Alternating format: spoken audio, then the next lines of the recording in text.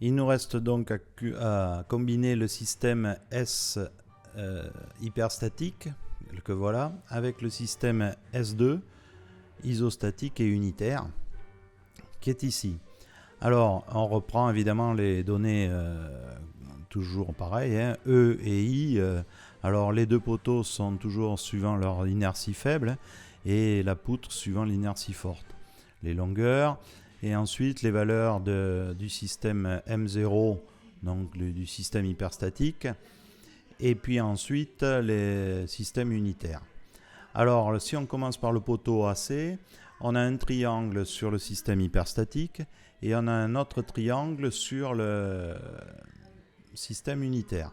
Donc, on l'avait fait tout à l'heure dans la question précédente. On sait donc que c'est M0 fois M1 fois L sur 3EI. On remplace par les valeurs. Et évidemment, on trouve 2,9 10-2. Alors là, évidemment, on calcule le déplacement, donc on calcule que le delta 0,1 en combinant le système hyperstatique et le système unitaire. La poutre AB. Alors là, la poutre AB, par contre, elle a deux triangles, un positif et un négatif, qu'il faut combiner avec un autre triangle dans le système unitaire. Alors sur les intégrales de Moore, si on regarde, alors comme les deux triangles sont identiques, on a cette colonne-là, on va tenir compte, et il suffit de prendre après un autre triangle, par exemple celui-ci, puisque le maximum est à gauche. Et on trouve donc 1/6 fois le moment M0 et le moment M1. Donc on fait M0 fois M1 fois L sur 6EI. On remplace par les valeurs, ça nous fait 7,98 10-2.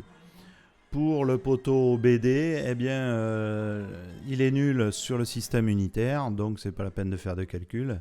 On marque 0. On fait la somme des deux membres, le poteau et la poutre, 2,9 plus 7,98, on trouve 0,037. Alors évidemment, cette valeur est en mètres, puisqu'on a tout mis en mètres. Donc le déplacement delta B est égal à 0,037 mètres, soit 3,7 cm. Il est à noter que si on avait fait les calculs en plaçant les poteaux suivant leur inertie forte, on aurait trouvé un déplacement de 1,8 cm. Donc un portique beaucoup plus rigide.